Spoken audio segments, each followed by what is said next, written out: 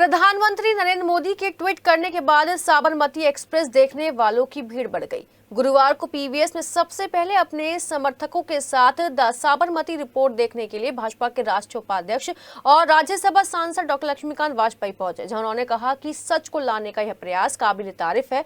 और उसके बाद पहुंचे ऊर्जा राज्य मंत्री डॉक्टर सोमेन तोमर और सिवाल खास से पूर्व विधायक जितेंद्र सतवई ने भी समर्थकों के साथ द साबरमती रिपोर्ट फिल्म देखी। फिल्म के बारे में डॉक्टर सोमेन तोमर ने कहा कि साबरमती रिपोर्ट के जरिए सच को सामने लाने का यह साहसिक प्रयास है जो सच्ची घटना पर आधारित है। साबरमती एक्सप्रेस पर हुए हमले के बारे में फिल्म में दर्शाया गया है। साथ ही बताया कि मुख्यमंत्री योगी आदित्यनाथ ने इस फिल्म को पूरे उत्तर प्रदेश में टैक्स फ्री कर दिया है। वहीं पूर्व विधायक जितेंद्र सतवई ने भी कहा कि यह फिल्म हर किसी को देखनी चाहिए।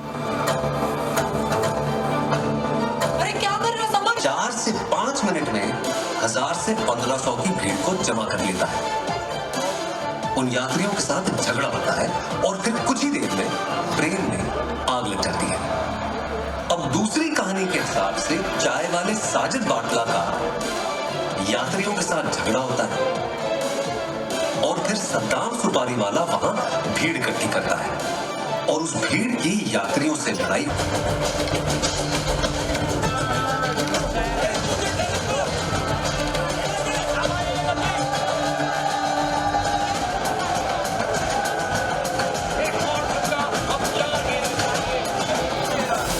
बीजेपी के सभी कार्यकर्ता, नेता, जनप्रतिनिधि सब लोग साबरमती एक्सप्रेस देखने के लिए पीवीएस में पहुंचे हैं। इससे पहली शो में डॉक्टर लक्ष्मीकांत वाजपेयी आए और कल सांसद अरुण गोविल पहुंचेंगे, लेकिन आज ऊर्जा राज्य मंत्री सोमेंद्र तोमर और पूर्व विधायक सिवाल खास जितेंद्र सतवई भी पहुंचे हैं।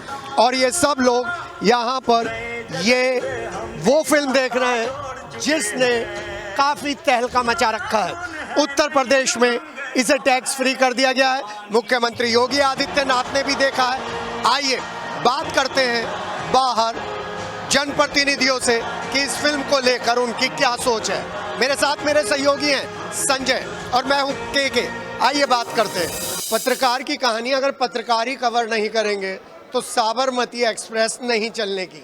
इसीलिए हम लोग पहुंचे हैं बीजेपी की कोर टीम के पास। और बीजेपी की एक बात मुझे अच्छी लगती है, अनुशासन और मान सम्मान सीनियर्स को देना एक अलग परंपरा है। और उसी के तहत पूर्व भी और वर्तमान भी सभी लोग एकत्रित हुए हैं एक परिवार की तरह। जितेंद्र सतवई का चेहरा बहुत दिनों में देखने को मिला है, काम कर रहे हैं। सबसे पहले सीनियर हो चुके जितेंद्र सतवई मेरे मित्र भी हैं, उन्हीं से बात करते हैं। जी जितेंद्र भाई पूरी टीम के साथ आए जी। क्यों साबरमती एक्सप्रेस देखनी क्यों जरूरी है? गोधरा कांड का जो सच है उसको पूर्व की सरकारों ने जो 2014 से पहले की सरकारें थी छिपाया गया, और उसमें क्या सच्चाई थी उसको उजागर करने के लिए देखना बड़ा जरूरी है। जी तो गांव से लेके आए हैं सब पूरी टीम? काफी लोग आए हैं गांव से जी। और ऊर्जा राज्य मंत्री सोमेंद्र तोमर अपने बिजी शेड्यूल में से यहाँ पर टाइम निकाल कर आए हैं। और ना केवल टाइम निकाल कर आए हैं बल्कि यहीं पर खड़े होकर उन लोगों की समस्याओं का भी समाधान कर रहे हैं जो कहीं ना कहीं परेशान हैं। साबरमती एक्सप्रेस भी देख रहे हैं और उन लोगों से भी मिल रहे हैं, जानने की कोशिश कर रहे हैं कहाँ और कितनी मेहनत करनी है। सर साबरमती एक्सप्रेस पर स्वागत है। देखिए मैं धन्यवाद करना चाहूँगा क्योंकि ये फिल्म आप जैसे जो ईमानदार पत्रकार हैं उन्हीं के द्वारा बनाई गई है। और वास्तव में जो गोधरा कांड, जो साबरमती के अंदर जो घटना हुई, जिस तरह से उस समय की सरकारों ने भ्रमित करने का लोगों को प्रयास किया और जो सच था उसे सच्चाई को सामने आने से रोका गया उस पत्रकार की ईमानदारी के कारण। और वो जरूर है कि सच छुपता नहीं है, एक ना एक दिन बाहर जरूर आता है। वो 2007 में वो सच्चाई सामने आई। अपने क्षेत्र के सभी सम्मानित नागरिकों को हम वो सच को दिखाने के लिए, और मैं उत्तर प्रदेश के यशस्वी मुख्यमंत्री पूज्य योगी आदित्यनाथ जी का भी धन्यवाद कर, आज उन्होंने स्वयं भी ये फिल्म देखी है और उसे टैक्स फ्री भी किया गया है। मैं देश के यशस्वी प्रधानमंत्री माननीय मोदी जी का धन्यवाद करते हुए कि सच्चाई क्षेत्र के सभी सम्मानित लोगों के सामने आ रही है और लोग ये महसूस कर रहे हैं कि पहले जिस तरह से देश को तोड़ने का प्रयत्न किया जाता था, आज सरकारें पूरी तरह से मजबूती के साथ देश के विकास के लिए आगे बढ़ रही है। ऊर्जा राज्य मंत्री लगातार मेरठ में एक्टिव हैं और एक प्रश्न तो बनता है सर, साबरमती एक्सप्रेस पे मुख्यमंत्री योगी आदित्यनाथ का एक नारा आया है कि एक रहेंगे तो नहीं कटेंगे, कुछ इस तरीके से है। और यशस्वी प्रधानमंत्री नरेंद्र मोदी ने भी कहा है एक रहेंगे तो सेफ रहेंगे। क्या साबरमती एक्सप्रेस यही मैसेज देती हुई नजर आएगी? देखिए, हम लोग ऋषि परंपरा को मानने वाले लोग हैं।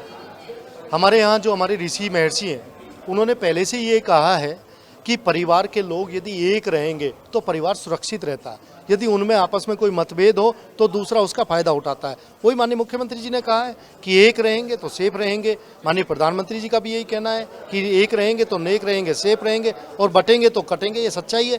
यदि कोई बढ़ता है तो लोग उसका फायदा उठाते हैं, और आज पूरा देश इस बात को समझ रहा है।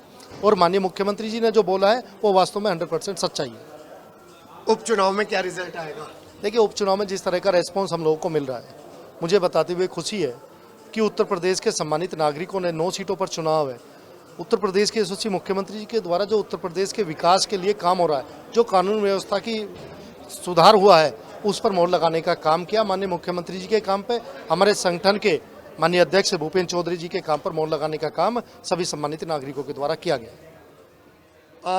भाई, एक क्वेश्चन बनता है, अब वो क्वेश्चन ये है कि आपने अपने बेटे को सैन्य में भेजा है, फोर्सेस में भेजा है, मिलिट्री में भेजा है। ऐसे में एक रहेंगे तो सभी सेफ रहेंगे, वो कितना मीनिंगफुल लगता है आपको? बहुत ज़रूरी है।